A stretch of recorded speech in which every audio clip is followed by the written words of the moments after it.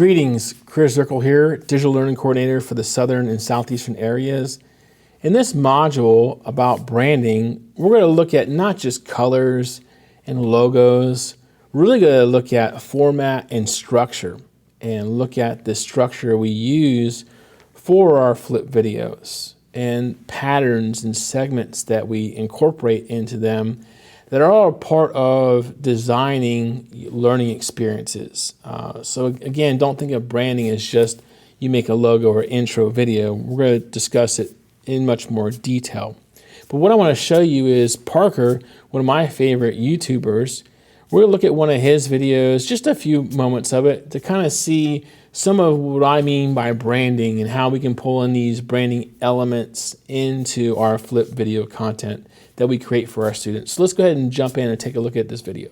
So before I push play on Parker's video, I want to point out the title at the top left, 8 Steps to Edit a Video in Premiere Pro Start to Finish. That title communicates a lot to me. I know that I'm talking about Premiere Pro, editing, and that there's going to be these 8 steps that if I take these steps, I'll be able to edit a video from start to finish. That's what that communicates to me, just by the title alone.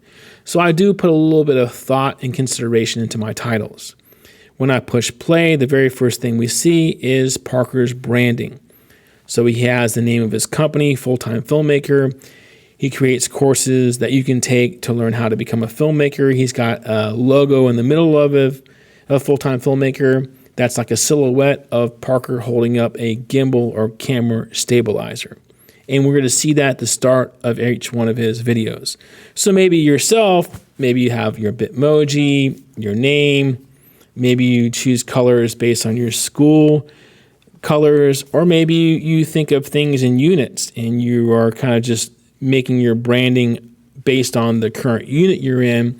And as you progress through different units, you'll change your color schemes and your branding a little bit to go ahead and kind of create a theme for that unit. We can talk about themes and things like that later in the course. Let's go ahead and push play.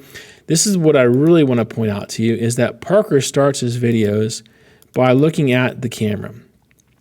What this communicates to me is he's looking directly at me, speaking directly to me, and it's creating this connection that I have with Parker. I'm not looking at a slide, just hearing his voice, which is fine. There's nothing wrong with that. I personally do not like to be photographed or filmed, but I allow myself to be photographed. And as you can see, I film myself at the start of this video because to me, it's important. And I'm thinking about my audience, not just my personal preferences. So I kind of had to struggle with that a little bit and put myself out there. So starting off with the camera facing you is a great way to start a flip video. Again, you create that connection. And what he does is he tells us what the video is going to be about, what you're going to learn from this video, what you'll be able to do at the conclusion of watching this video. Let's look at what he does next. This involves some video editing. You can accomplish this on slides. You don't have to have this fancy thing where he's got his software in the background and this text and these logos and numbers and things kind of coming in. But the point I'm trying to make is like, here are the 8 steps. So establish right at the beginning, here is what we're about to learn. So if we were to go on and continue watching Parker's video, we would see that he goes through the 8 steps. And by the end of the video, you can actually take what you learned in that video and apply it. That's what we want our students to do, is we want them to apply what we taught them and go and do something with that content or that information or instruction. So to kind of wrap up this intro, just to point out a couple of things, you consider that branding. We'll talk about some software you can use. You can really use anything you want. I'm going to be taking a look at Adobe Spark and Canva for Education, just because I'm thinking maybe those are 2 applications that you may not be familiar with. We can always use Google Drawings. There's other ways and other tools and resources approved by Wake County we can use for our branding, but we'll look at those 2 applications. Secondly, Parker looks at his audience as he introduces the video, and he summarizes or explains or talks about what they're about to learn. And he kind of illustrates that. Here are the 8 steps. You can see that. And that prepares me. Okay, now I know I'm going to learn these 8 steps. And I'm looking for the 8 steps.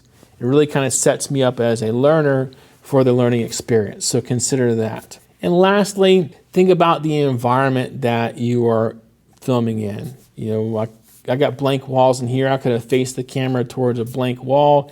Would that be really as pleasing as I'm mimicking what Parker did in his video? If you haven't noticed, I'm sitting on the right-hand side like he was. I got my monitor here. I got my microphone here. This is my little studio. And I would attempt to always have this setting or this scene consistently. This is how I would start off my videos if possible. So those are just a few things I wanted to point out when I say branding of what I'm referring to.